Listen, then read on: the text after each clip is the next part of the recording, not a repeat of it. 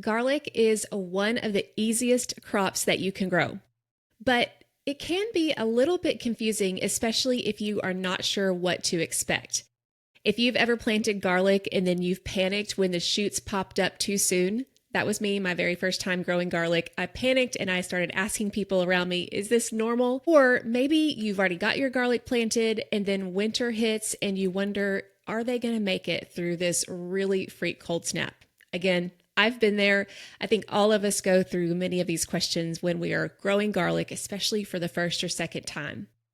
In this episode, I thought it would be fun to give you a clear timeline so that you know what's normal, what's not, and when you can expect that harvest to finally arrive.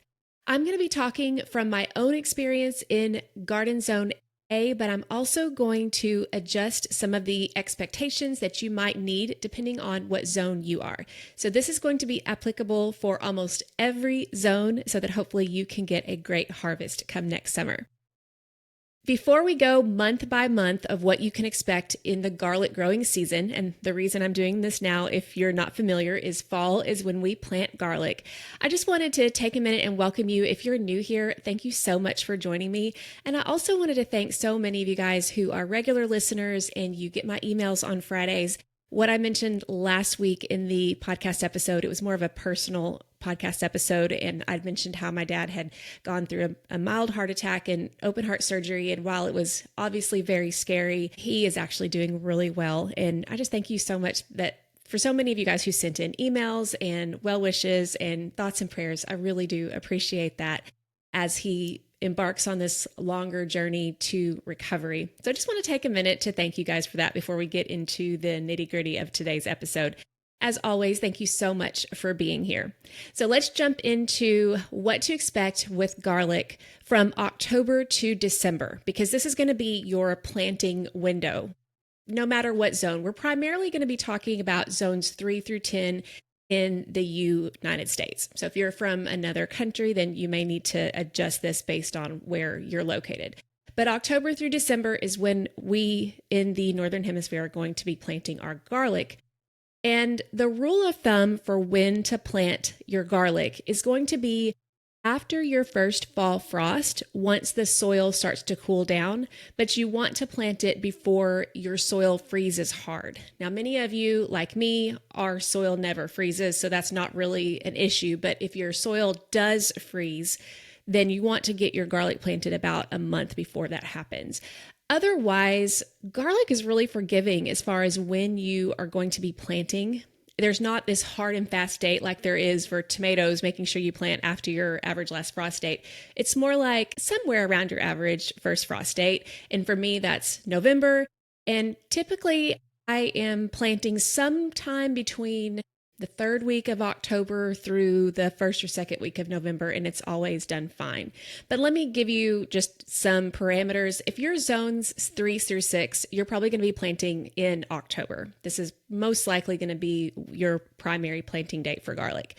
If you're in zones 7 and 8, you're going to be looking at late October through probably middle of November, maybe a little bit later in November if you're like zone 8B. And then if you're in zones 9 or 10 and you are in the deep south or you have some mild, more coastal mild winters, then you're going to be looking at more of the November to December timeframe. Waiting to do this until later prevents more vigorous top growth in warm soil.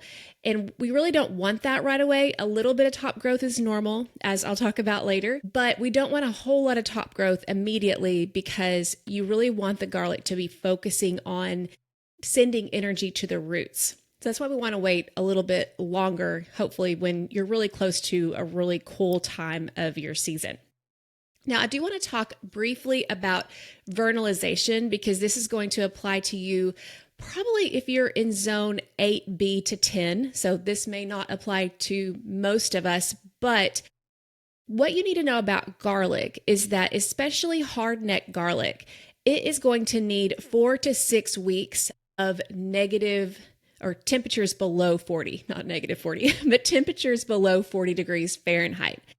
And for many of you in cooler winters, you have your cooler winters. This is not a problem. This is why hard necks are the best choice the colder that you get, because they need that vernalization time, that cold time of year. Now, softnecks are a little bit different. They don't necessarily need that vernalization, but pre-chilling, having them a little bit cooler, can improve the size and can improve the clove division. Softneck then could also benefit from a little bit of time of chilling. Now, if you're in zone 3 to 8A, this is going to happen naturally in your garden, in nature, because you get a winter. And so you're probably not going to need to worry about doing any kind of vernalization. It's going to happen in your garden. But if you're in zone 8B when you're borderline warm, or for sure zone 9 and 10, you might want to look at pre-chilling your garlic cloves before you plant them. Hardneck can be put in the refrigerator for 6 to 8 weeks if your winters stay mild. Softneck, this is optional, but it can be beneficial if you're in warm areas. And then, especially with zones 9 and 10, softneck, putting them in the refrigerator for 6 to 8 weeks is going to give you the best performance. Hardneck is harder to grow in zones 9 and 10. But if you do want to try to do hardneck, aim for 8 to 10 weeks in the refrigerator. And how to do this is you're going to put these cloves in a paper bag, like a brown paper bag, in the refrigerator, and make sure the refrigerator is between 34 and 40 degrees. You want to keep it away from apples and pears, although I'm not really sure that we typically put those in the refrigerator, but just keep them away from those because they produce an ethylene gas that can speed up sprouting. And then check weekly to make sure there's not moisture or mold buildup, and don't freeze them. That's why we want to make sure that the temperatures are going to be 34 to 40 degrees. Again, this is mainly going to apply to you if you're zone 8B to 10, but garlic is more challenging to grow in those warmer climates because of its need for a winter cool.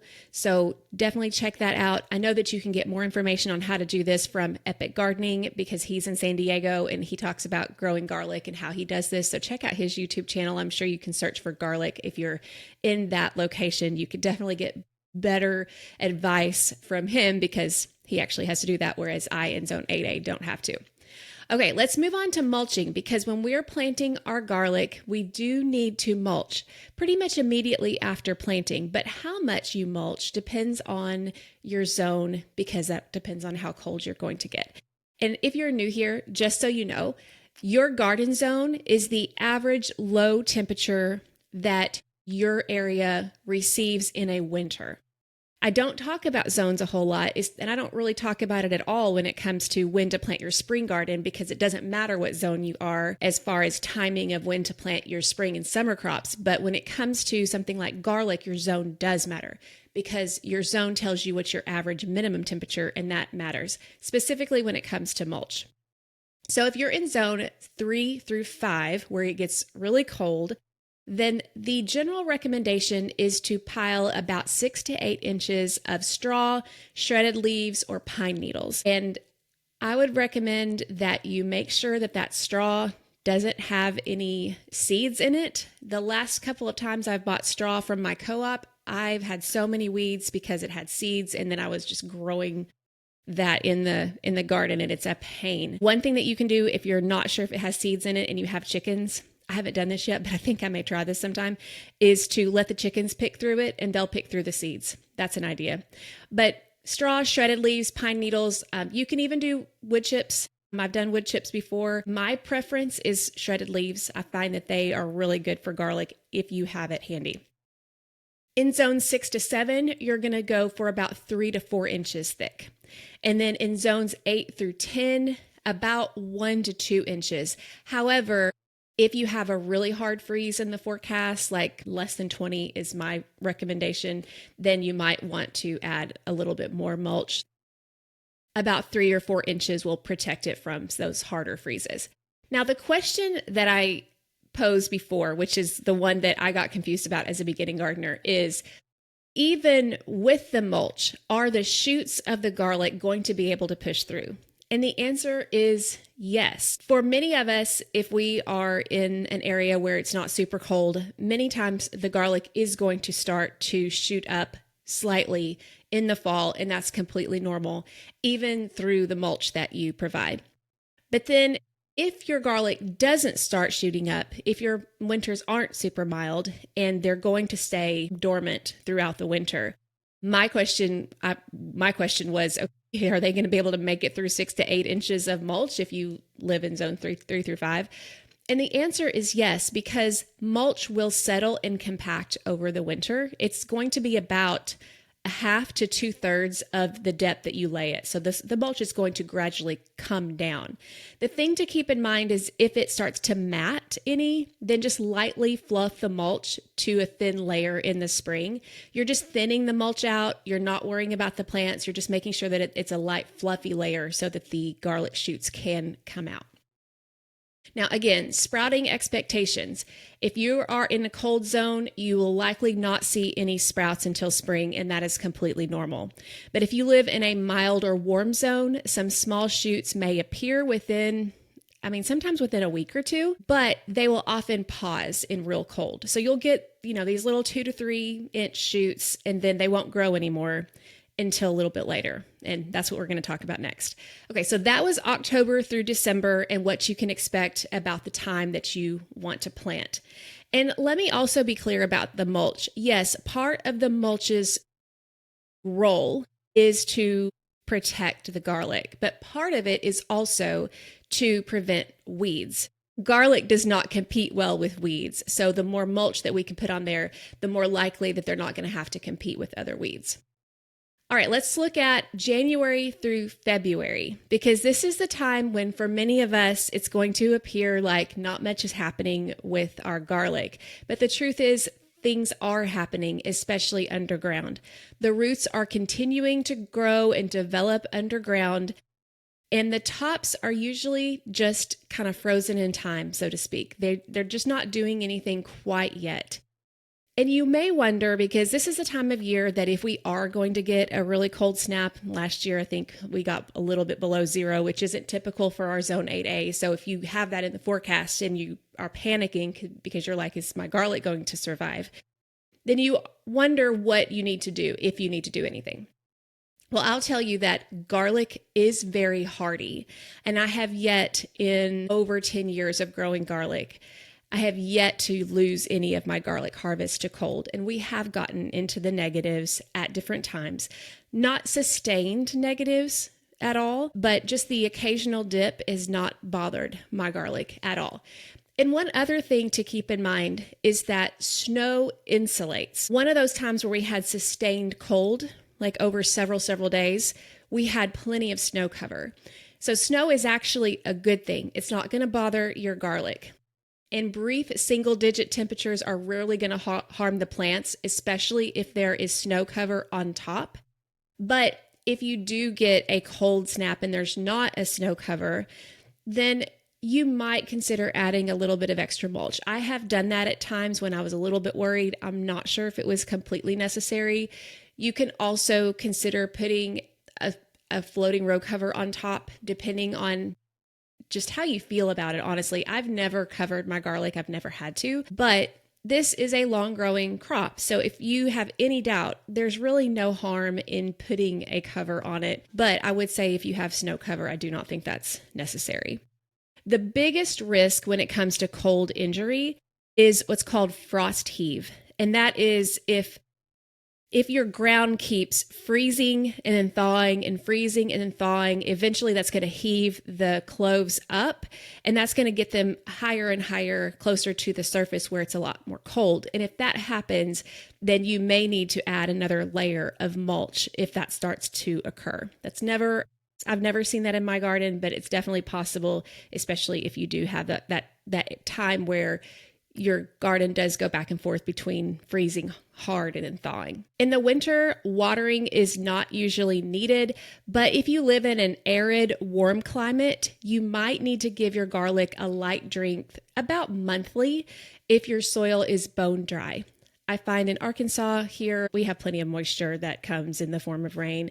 And also keep in mind that your temperatures are cooler, and especially in January, February, your garlic is not actively growing, so it doesn't need as much water.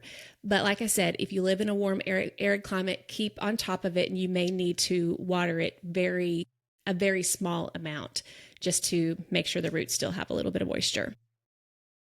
One thing to note about February, especially in later February, is that if you are living in a warm zone, you will start seeing a noticeable beginning of growth in your garlic. That's when many of us start seeing our garlic growing. A lot of that has to do with the warming temperatures, but also the lengthening of our days. But for many of you, January and February is still going to be a time where your garlic is fairly dormant.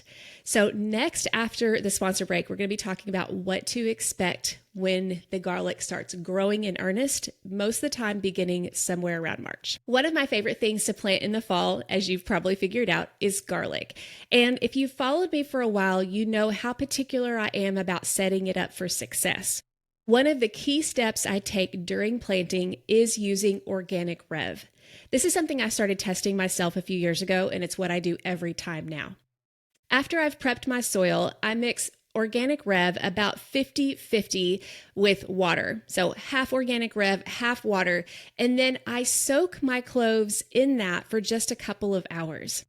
I found that not only does it help, one of the greatest benefits of organic rev is it helps with root growth. And so by soaking it, I'm able to get those cloves off to a really robust start, especially with the root growth that I want so much in the fall.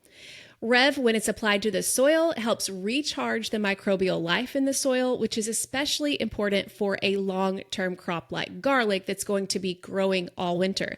So sometimes not only will I soak the cloves in Rev, but sometimes I will also water them in with a Rev water mixture, usually about an ounce to gallon. If garlic is going in your garden soon, help your garlic out by soaking them in organic Rev and then watering them in, and you will get them off to the best start. You can also get a 10% discount by using my code Jill10 at checkout. Just head to organicrev.com or check out the link in the show notes, and your future garlic harvest will thank you. Okay, let's talk about March and April. This is when we start seeing the spring wake up of the garlic. And like I said, for many of us in warmer areas, this will begin more likely in February. And what we'll notice is that in zones 3 to 5, you'll start looking for sprouts usually in April, and depending, maybe zone 5, maybe late March. So that's usually when you're going to expect to see some of those sprouts start to emerge.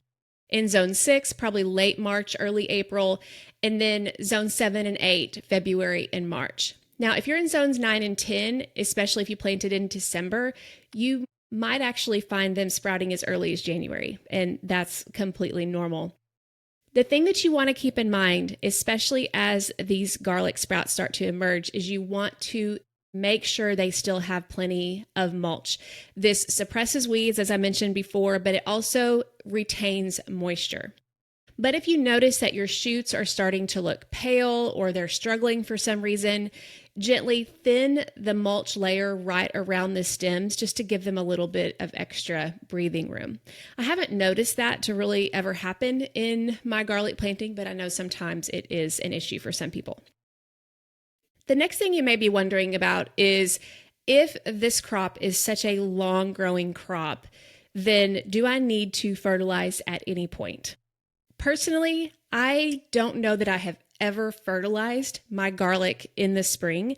Instead, I focus on making sure to add plenty of compost, and I even add some of my chicken's manure at planting time. Garlic, like onions, they're allium crops. They are a heavy nitrogen feeder in the early spring. When they start to emerge and start putting on all this leaf growth, they need a lot of nitrogen for that. I have found preparing the soil with compost and manure really does provide all that they need for a good harvest. But if you're not 100% sure how the soil quality in your garden is, you might give them a light nitrogen boost once you start noticing that they're growing in the spring. You don't need to do this until the growth begins. An organic option would be fish emulsion, would be an easy way to water in that nitrogen. You could also sprinkle on some blood meal or alfalfa meal and water that in. And you could even repeat it about a month later. But once the bulbs start to form, you want to back off on the nitrogen. They're not going to need any more. And let me explain to you why that top growth is so important.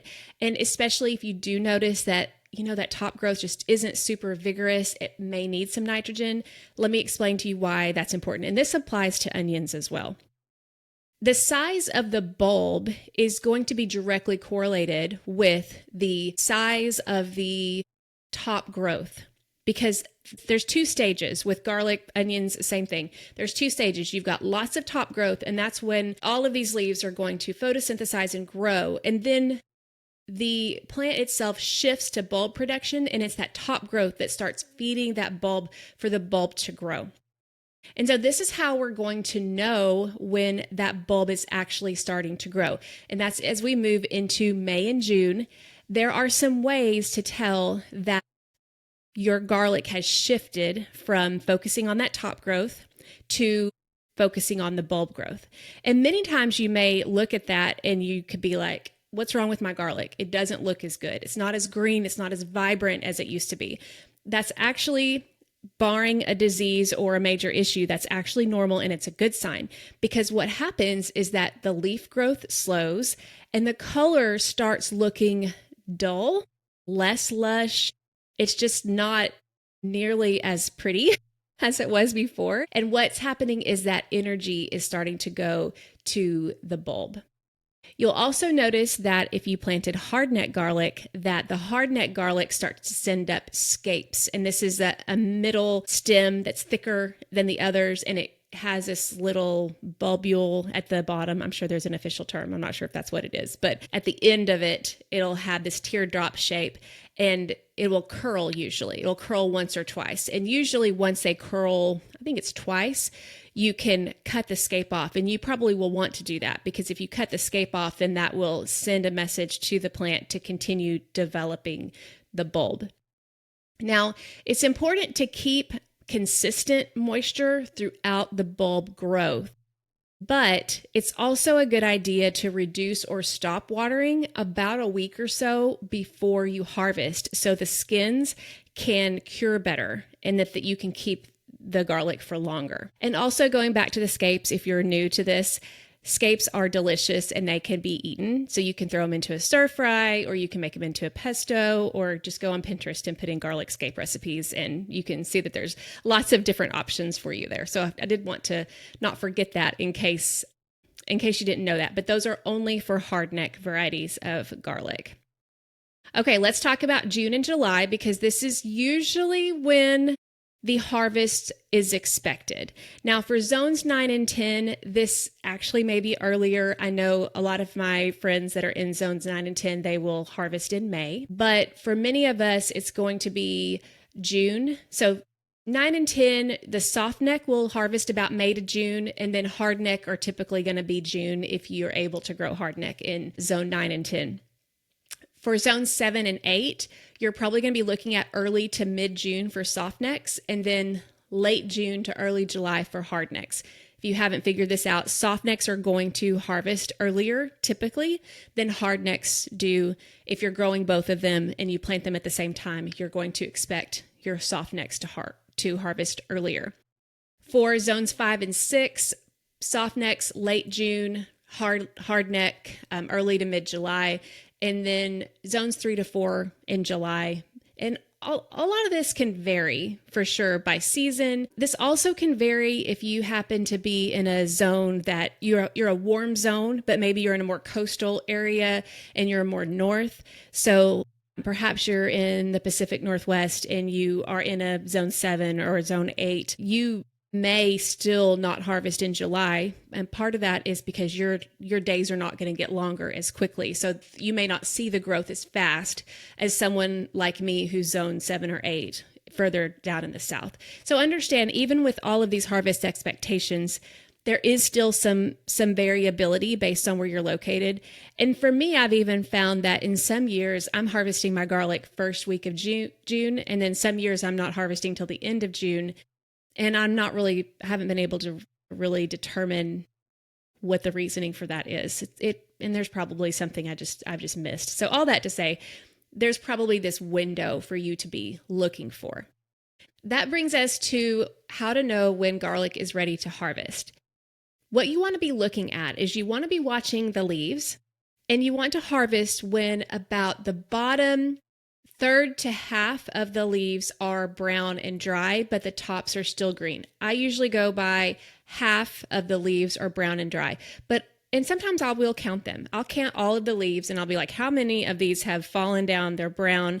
And watch, because some of the leaves on the very bottom will brown first and they may have already disintegrated, but you still need to count that if you're counting the leaves.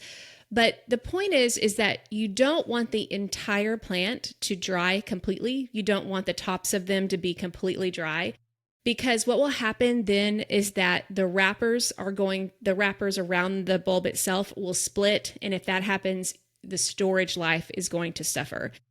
The ideal time is where you have half of those leaves are brown. What that's telling you is that the wrappers around the bulbs are still going to be intact, which is going to make sure that they store well once you cure them.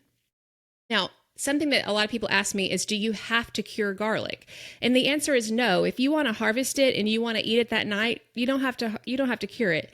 But if you are wanting to store your garlic for a long time, then you do want to take the time to cure. And we're going to go over that next. But first, one thing that I wanted to point out, and this will help you if you're trying to decide where to plant your garlic, is that, remember when I said that soft neck garlic will harvest before hard neck garlic? If you're planting both, I have found that it's helpful to plant my soft neck garlic on the south side and my hard neck garlic on the north side. That way, when I harvest my soft neck garlic first, then I can go ahead and put in a quick summer crop while my hard neck garlic is on the north side, but it's still tall enough to be able to receive the sun that it needs. So many times I will put in a planting of peppers or a planting of okra or quick bush beans or squash or something like that, and then you can get those in quicker, and then those are going to have full southern exposure as well as young plants. In comparison, if you have had your hardneck garlic on the south side and your softneck garlic on the north side, and then you plant something, that hardneck garlic is going to shade out those early plantings. I'm hoping that made sense. But the whole point is planting your softneck on the south side. If you have to choose between north and south, do that. Now, you could always choose between east or west, but hopefully you get the idea. Okay, so next, after you harvest, you're going to want to take the garlic plant, don't cut off any stems or anything, but just put them all in a shaded area with plenty of airflow. And then softneck garlic is going to eventually store for up to 12 months. Hardneck usually between 3 and 10 months, depending on the variety. The variety will tell you what the storage life is. Now, I'm not going to go into all the specifics of curing garlic. That is something that if you go through my garlic mini course, then I give you step by step on how to do that. But all you need to know is that making sure that you store it until all of the stems completely dry, and then you can cut off the roots, you can cut off the stems, and then you can store it. Some people choose to braid it. I just usually put it in a mesh bin where there's plenty of airflow, and I put it in the coolest room of my house. That's the timeline then, from beginning of planting in the fall all the way through harvest. So I'm going to do a quick recap because I gave a lot of information. I'm going to do a quick recap by zone so you'll know high level what to expect. If you're in zones 9 or 10, you need to pre-chill your garlic for about 6 to 8 weeks and then plant in November or December. Expect them to start growing in February, and then you harvest in May or June. If you're in zone 7 or 8, you're going to plant late October to early November. You don't need to pre-chill your cloves. You will notice that the growth kicks in February or March. You'll probably harvest in June or early July.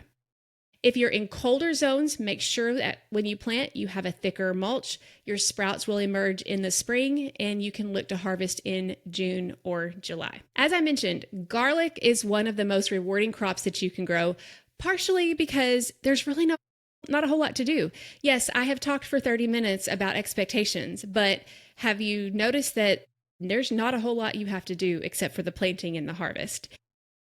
And hopefully, this has given you a roadmap so that you can know what to expect.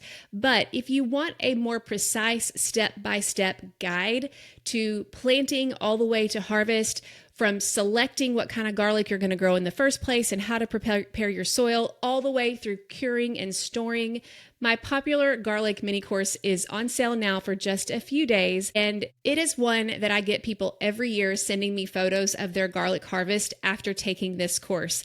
It's very easy to go through. That's why I call it a mini course.